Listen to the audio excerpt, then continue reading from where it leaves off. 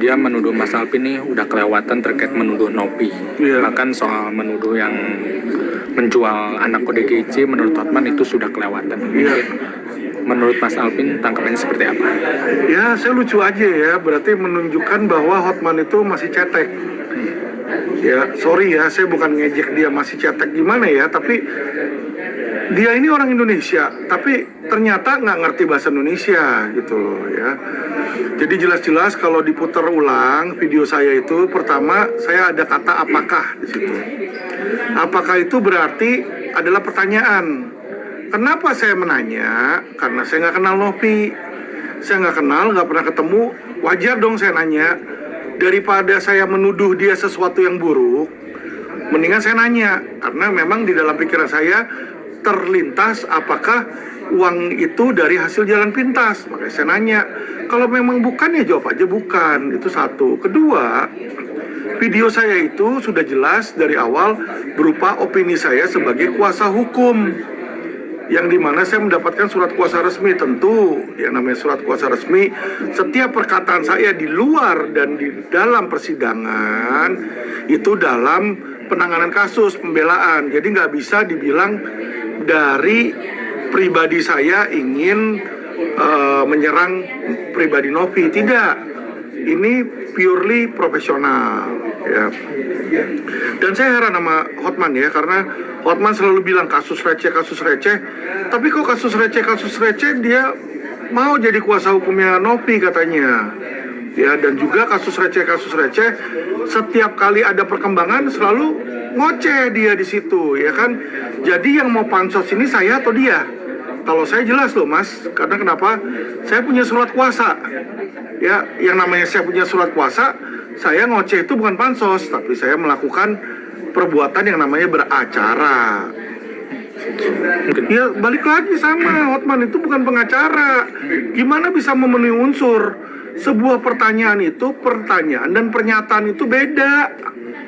Ya kalau pernyataan misalnya saya bilang Jokowi misalnya koruptor, itu adalah sebuah pernyataan, berarti saya menuduh dia koruptor. Tapi kalau saya bertanya, apakah Jokowi seorang koruptor? Berarti saya tahu nggak Jokowi koruptor atau nggak? Saya nggak tahu, karena saya bertanya, apakah? Kalau saya nggak tahu, saya bertanya, itu nggak bisa dibilang menuduh. Ya, itu nggak bisa dibilang mencemarkan. Orang nanya kok mencemarkan? Justru orang nanya itu karena orang itu nggak tahu. Ya, jadi beda antara orang nggak tahu sama orang yang tahu, berasa tahu, dan dia ngomong sembarangan gitu loh.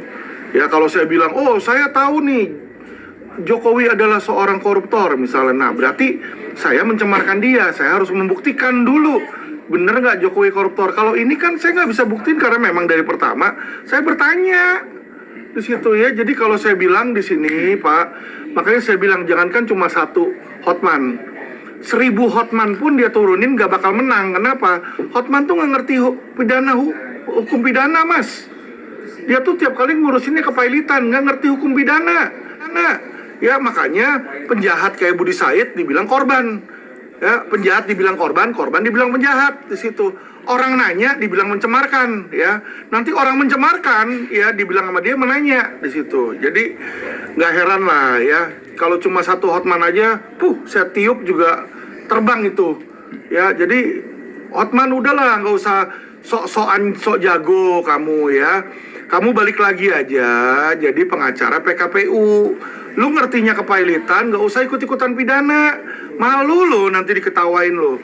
Ya, saya rasa anak STIH juga, anak baru lulus SH juga bakal ketawa. Anak saya aja tahu kok yang belum kuliah hukum bahwa pertanyaan saya merupakan sebuah pertanyaan, perkataan saya merupakan pertanyaan di situ.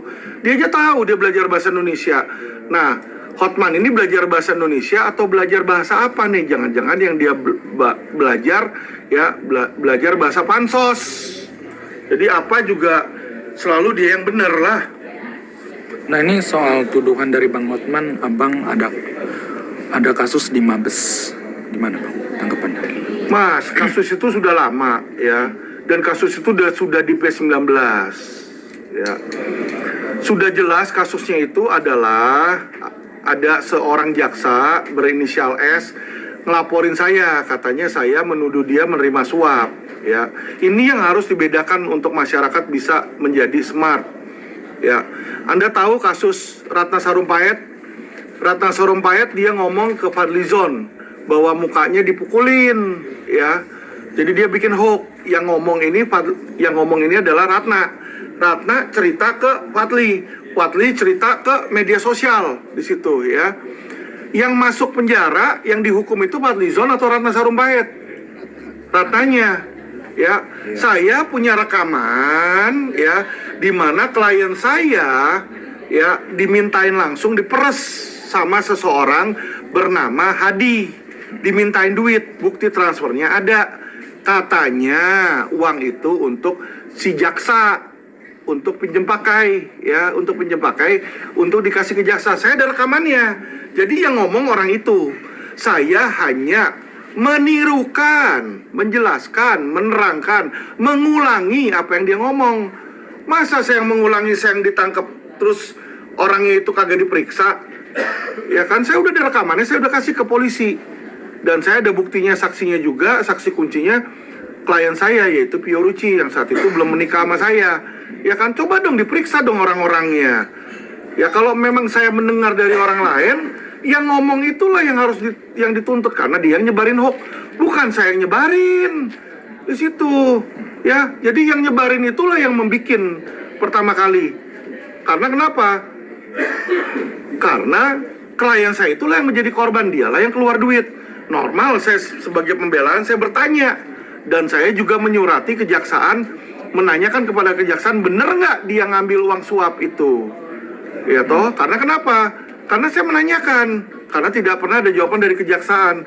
Jadi harus dibedakan antara bentuk pembelaan dengan tuduhan pencemaran. Ya, ini kelihatan banget bahwa netizen tidak mengerti. Ya, kejaksaan pun udah ngerti. Kejaksaan sudah mengirimkan P19, Mas. Judul P19-nya tidak memenuhi unsur.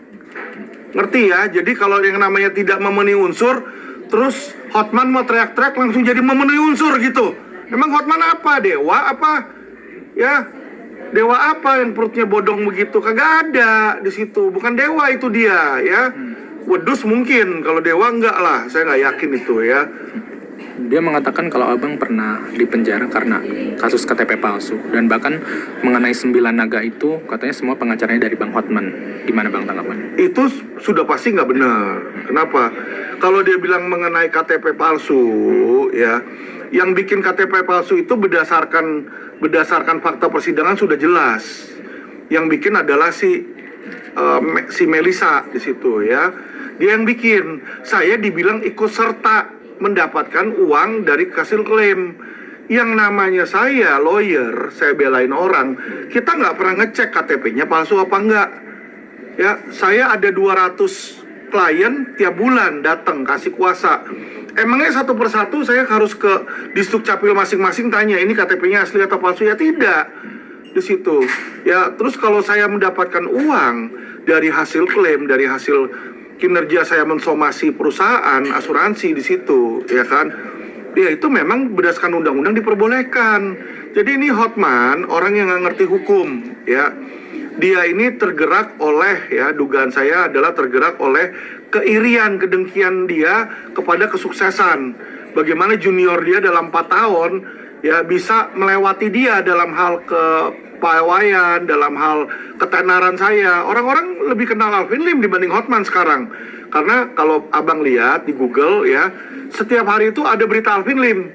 Ya, nggak ada berita Hotman di situ. Jadi dia mungkin iri di situ lah, ya. Jadi saya maklum lah kalau memang dia mau pansos, nanti dia bisa lah bicara ke saya. Terus mengenai dia lawyer dari semua 9 naga, nggak mungkin.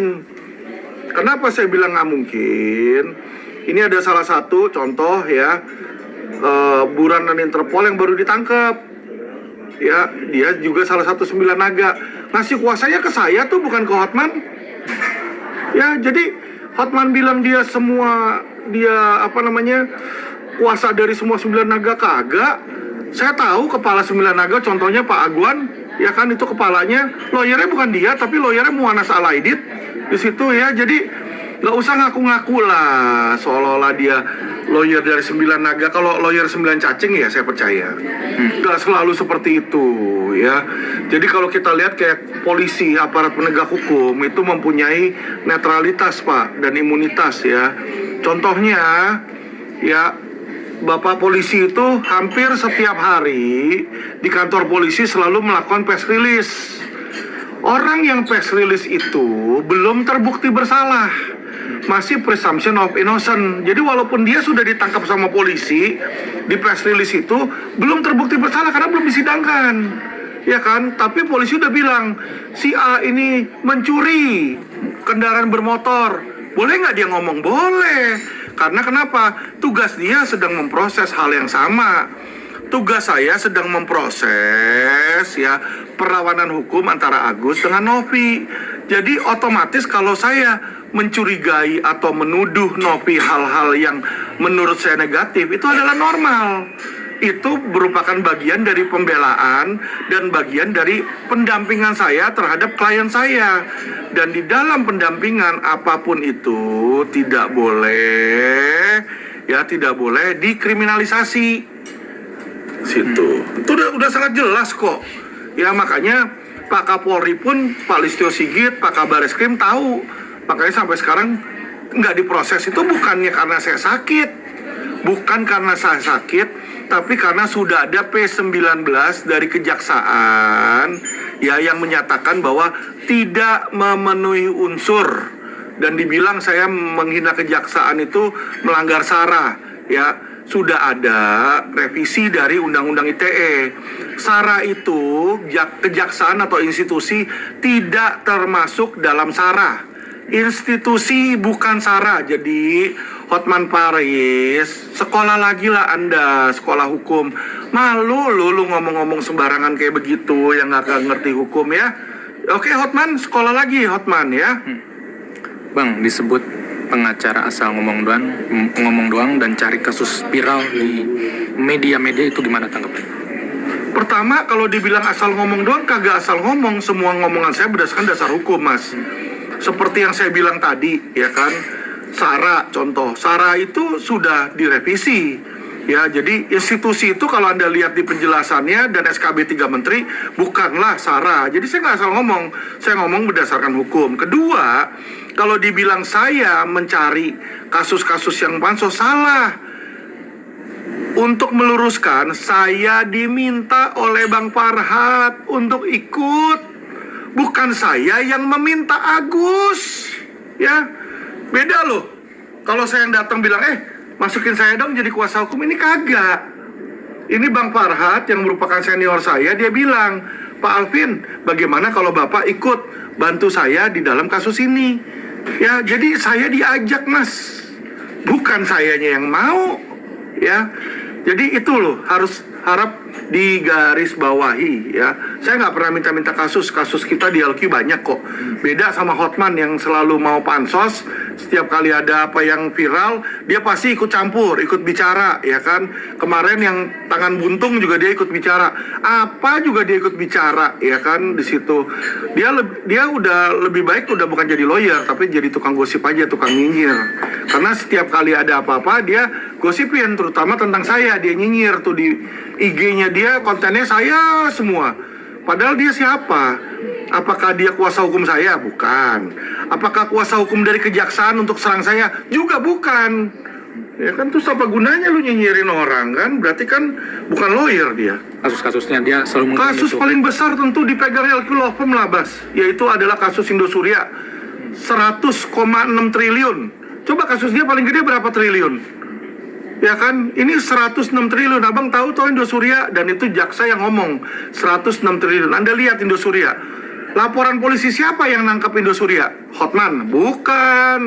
Laporan polisi Alvin Lim dari LQ Indonesia Law Firm. Pelapornya adalah Alvin Lim.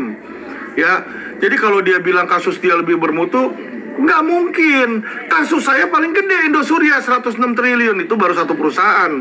Ya. Fahrenheit berapa triliun ya, Net 89 berapa belas triliun, Kresna 17 triliun. Itu kalau di total, Mas. Kasus saya yang investasi bodong aja ada 2000 triliun. Ya, dan saya yakin seumur hidupnya Hotman juga dia nggak pernah nanganin kasus 2000 triliun. Ya, berani taruhan. Nah, dia tidak akan menutup kemungkinan untuk menjadi kuasa hukum Nopi nantinya. Gimana, Bang? Oh, silakan. Saya sudah bilang, jangankan satu Hotman. 1000 Hotman lu kumpulin dari Sabang sampai Merauke. Ya, Hotman Paris, Hotman London, Hotman Prancis, ya, Hotman Lenteng Agung. Lu kumpulin semua tuh Hotman di situ ya. 1000 Hotman sekaligus nggak akan menang. Karena kenapa? Lu kagak ngerti hukum pidana. Aduh, ya lu boleh jadi dokter, tapi kalau orang sakit jantung terus lu dokternya dokter kelamin, apa urusannya? Apa keberani orang dokter jantung dibedah jantungnya sama dokter kelamin ya? Jadi hal yang sama, Hotman itu pengacara pilot ya. Kalau orang bangkrut atau mau dibangkrutin ke dia dah di situ ya. Dia memang tukang bikin bangkrut perusahaan itu ya. Nah, tapi kalau pidana ke Alvin Lim, karena pidana selama ini Alvin Lim yang paling jago, semua orang juga tahu itu. Ya, judi online aja 4 orang saya bebasin tanpa duit kok. Udah jelas di situ ya, ilmu saya dalam bidang pidana itu tidak diragukan lagi. Dan hanya LQ Indonesia Law Firm yang selama ini mendapatkan ganti rugi dari investasi bodong. Coba dia nanganin dulu, misalnya apa investasi bodong yang zaman dulu, kayak Cipaganti, ada yang dapat nggak duitnya? Yang dia urus kagak ada, ya. Cuma Alvin Lim doang tuh, Fahrenheit dapat, nanti DNA sebentar lagi udah mau dibayar, ya. Indosuria udah dapat 2,7 triliun barang sitaan. Satu yang berprestasi dalam bidang pidana hanya Alvin Lim dari LQ Indonesia Law Firm, ya. Hotman Paris tidak pernah dan tidak bisa menang dalam hal pidana. Sudah jelas itu, dia nanganin Teddy Minasa. Lepas nggak? Kagak lepas. Seumur hidup bos di situ, ya. Jadi kalau lu kasih pidana ke Hotman, udah pasti kalah punya. Lu lihat nanti ya. Mark my word nih, lu perhatikan kata-kata gua nih. Nanti Budi Said lepas nggak? Budi Said kan dia bilang korban kan, kita lihat. Menang nggak Hotman nanti ya? Kita lihat aja. Nah, kalau lu menang, lu boleh bilang kasus lu berkualitas dan lu berkualitas. Kalau kalah, lu masuk aja liang kubur lah, percuma. Lu nanganin klien kalau kalah, toh? Bang, ini kan dia juga sangat menyarankan abangnya harusnya dilapor polisi terkait pernyataan yang di YouTube itu kepada Nopi yang terkait germo segala macam lah, bisa dibilang gitu ya Bang. Mungkin tanggapan abang seperti apa? Silakan lapor, katanya Senin mau lapor. Saya justru tunggu laporannya, ya kan?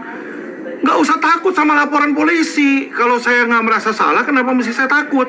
Saya nanya kok sejak kapan orang nanya itu dibilang mencemarkan? Kalau orang nanya dibilang mencemarkan, itu semua rakyat Indonesia lu masukin penjara. Karena ketika lu orang pada di sekolah, lu pasti pernah nanya sama guru lu kan, nanya sesuatu kan, guru kenapa ini begini, kenapa ini begini. Ah, lu penjarain aja itu semua pencemaran nama baik. Hanya orang tolol yang berpikiran seperti itu gitu loh, nggak apa-apa. Laporkan, nanti gue dipanggil klarifikasi, gue jelasin juga udah nggak akan jalan itu. Yang laporin gue ITE itu udah 250 laporan polisi ya, 250 laporan polisi, tambah 1 nggak apa-apa. Gue masal justru encourage supaya kalau bisa seluruh masyarakat Indonesia lapor. Kalau kemarin seluruh kejaksaan lapor, seluruh masyarakat Indonesia lapor 200 juta orang ya, supaya gue bisa masuk Guinness Book of Record sebagai yang dilaporin paling banyak di Indonesia terhadap pencemaran nama baik. Oke? Nah, jadi dia bilang saya sombong, dia bilang dia lebih kaya dari saya, ya kan? Dia kan membandingkan cincin saya bandingkan sama rumah. Cincin lu ada nggak 30 miliar? Pertanyaan saya kan di situ, satu rumah saya aja 30 M, satu rumah saya punya puluhan loh, saya bilang. Terus dia bilang temennya dia punya uang 20 triliun kekayaannya. Lah sekarang lu bandingin, lu sok mau kaya sama gua, tapi yang lu bandingin sekarang orang lain, temen lu. Kalau lu ngomong temen lu bandingin aja sama om gua tuh. Om gua yang namanya Jan Darmadi ya, uangnya ribuan triliun. Itu yang punya Setiabudi Residen. Gedean Jan Darmadi atau temen lu di situ yang punya 20 triliun ya. Terus juga kalau bandingin itu Apple sama Apple. Dia membandingkan karir dia yang sudah 40 tahun. Saya ini baru 4 tahun. Ya, Kalau saya dalam 4 tahun udah nanganin kasus 100 triliun di situ, dia yang 40 tahun aja nggak bisa nanganin kasus ratusan triliun, jagoan mana? Jadi simpelnya di situ aja. Jangan kita samakan, saya nih orang usia 40 tahun nih gue bisa lari. Tuh si samain sama balita. Tuh balita bisa lari nggak? Ya kan orang goblok di situ. Sama ini harus apa? Ya yang selevel. Kalau Alvin Lim atau LQ sudah 40 tahun, saya yakin kok siapa Hotman nggak bakal ada apa-apanya, karena saat ini kantor Hotman tuh cuma berapa hitungan jari, paling 1-2 biji di Jakarta doang. Nanti setahun ke depan ini LQ sudah punya 17 cabang di seluruh Indonesia. Ya, jadi dia tuh bukan tandingan LQ. Hotman Paris Law Firm itu bukan tandingan LQ. Bang dibilang hartanya cuma secuil. Nggak apa-apa. Nggak apa-apa. Ya, kita justru nggak mau terlalu sombong. Saya hanya menunjukkan sebagian yang saya punya. Ya, kayak contoh jam, saya pakai jam ini. Ini jam paling murah yang saya punya. Saya punya jam lain yang lebih mahal, tapi apa harus saya tunjukkan ke dia? Nggak perlu. Karena dia bukan orang penting bagi saya, gitu loh. Ya, jadi tentu aset saya itu lebih banyak, jauh lebih banyak. Ya, tapi kalau saya tunjukin, baru saya tunjukin satu rumah aja, dia udah sirik. Gimana saya tunjukin semua, Mas? Ini kan kalau misalkan pengacara melawan dia, nasibnya bakal sama seperti Rasman yang sudah terdakwa sekarang, kata Bang. Gimana tanggapannya, Bang? Ya nggak bisa begitu dong. Masa semua disamakan? Semua itu kan beda, Mas. Ya, setiap orang beda, kasusnya bisa beda, kekuatannya bisa beda, backingannya juga bisa beda. Ya, jadi nggak bisa dia bilang sama, buktinya juga beda. Ya, kalau Rasman ini kan sama dia ini dijebak. Ya, masalah iklim hakim. Kalau saya kan nggak mau pusing dia ngomong apa, mau jebak saya cuekin. Dia ngomongin tuh di IG dia tentang saya punya kasus, kadang kan saya cuekin di situ. Bodoh amat lu mau ngomong apa kan? Kalau Rasman selalu nyautin. Kalau saya nggak, Mas. Kalau saya nggak ditanya, saya diam aja, biarin aja. Oke, Bang. Disebut bukan pengacara berkualitas, gimana Bang tadi? Sedikit tanggapan. Yang menentukan kan bukan dia, Mas. Yang menentukan saya berkualitas atau enggak kan klien saya. Ya, bagaimana seseorang bisa menentukan saya berkualitas atau enggak kalau dia nggak pernah memberikan kuasa? Lu kasih kuasa ke gua jalanin tugas gua, baru lu nilai. Bener gak, Mas? Jadi Mas dibilang, Mas adalah siswa yang buruk, tapi Mas nggak pernah diuji, nggak pernah dikasih ujian. Lah terus gimana bisa dibilang buruk? Kan begitu, hal yang sama, Mas. Yang saya tahu selama ini kasus-kasus yang saya tanganin bagus, dan klien-klien yang saya tanganin itu selalu puas. Bisa dibuktikan tidak ada satupun klien selama hidup saya yang menggugat saya, Mas. Ya dong, kalau ada yang nggak puas, mohon maaf nih, dia gugat atau komplain, ya. Tetapi berbeda dengan si Hotman Paris. Si Hotman Paris waktu itu pernah kasus melawan yang pemilik hotel di Surabaya, ya, yang dimana bininya digebukin. Bininya ngomong di podcast saya bahwa dia datang ke Hotman tidak diurusin, ya, dia nggak puas dengan Hotman, diperes, diminta duit di situ. Ini bukan kata saya ya, kata dia ya. Jadi sudah ada yang komplain tentang Hotman di situ. Nah, kalau saya nggak ada yang komplain tentang saya. Berarti kalau dibilang berkualitas, yang menentukan kualitas kan klien, Mas, di situ, ya. Saya nggak bilang Hotman berkualitas atau enggak loh. Yang bilang dia nggak berkualitas itu adalah mantan orang yang mau minta tolong sama dia, di situ. Bang, pesennya buat Nopi apa nih? Abang kan mau dilaporkan rencananya hari Senin. Laporin aja banyakan, noh. Laporin aja banyak kan, nggak apa-apa gitu loh. Lu mau lapor lebih dulu juga nggak apa-apa, karena nanti dalam sisi hukum bukan yang dilaporkan lebih dulu yang pengaruh, ya, tapi siapa yang punya bukti kuat, itu satu, ya. Terus kedua, Anda juga harus cek itu pasalnya, ya toh. Lu cek aja pasalnya. Gue laporin lu pasal 28. Jadi otomatis dengan pasal 28 Anda nanti bisa dipenjara lebih lama di situ, ya. Nanti bisa dibilang abang nggak gentar dan nggak takut sama sekali walaupun dilaporkan nanti hari Senin. Waduh, kenapa mesti takut, ya? Kenapa mesti takut? Nopi itu siapa? Emangnya dia setan saya mesti takut? Ya, Gundurwo kan bukan, ya. makan juga sama-sama makan nasi di situ, digampar juga sama, pasti sakit dia kan masih manusia. Jadi nggak usah lah kita takut kayak begitu. Terserah Novi mau gimana, ya kan selama ini kan dia selalu mainnya di belakang layar, pakai dia punya cyber, orang-orang pada bantuin dia, ya. Pakai medsos untuk mencari dan mendapat giringan opini ya. Tapi lawan LQ dia nanti pasti akan pusing. Kita lihat aja. Ya, saya nggak mau banyak bicara. Awal saya bicara adalah memberikan somasi. Setelah laporan polisi jalan, saya biarkan laporan polisi jalan. Saya sudah tutup mulut, biar polisi yang berjalan kan gitu, Mas. Sebelum kita lapor polisi, kita bacot dulu. Suruh dia minta maaf, suruh dia mengakui. Kalau dia nggak mau akui, sudah masuk ke dalam kantor polisi, ya biarkan hukum yang berjalan dan bergerak. Pesannya buat Bang Hotman. Pesan buat Bang Hotman, satu aja Bang Hotman, kuliah hukum lagi lu, aduh. Ya, jangan kehebatan ilmu serangan fajar. Ya, sehingga menang karena serangan fajar. Jangan. Ilmu tuh harus pakai otak, ya. Anda harus ngerti hukum dikit-dikit. Jadi kalau ngomong nggak diketawain, ya. Oke, Bang Hotman, belajar lagi lah Bang Hotman. Gue sayang sama lu, Hotman, ya. Oke, terima kasih Hotman. Terakhir buat Agus apa nih Bang pesannya? Buat Agus, saya rasa ya harusnya kan kalau Bang Farhad udah cabut LP, uang itu dikembalikan ya. Tapi sih saya ragu ya itikat baik si Novi untuk mengembalikan uang itu. Kita lihat aja ya kan, akan dipersulit atau enggak nih Agus sama si Novi ya kan. Kalau dipersulit ya biarlah masyarakat melihat bagaimana orang buta duitnya aja dipersulit. Gus, apapun itu Gus, semangat ya, saya akan tetap bela Anda Gus.